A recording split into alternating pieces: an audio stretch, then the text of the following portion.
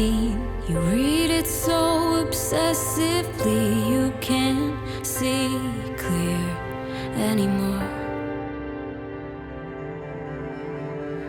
You get so twisted up, thinking you're not good enough. Your head and heart have gone to war. And I know that it's hard, ignoring all the scars, to look into the mirror and really see yourself. If I could just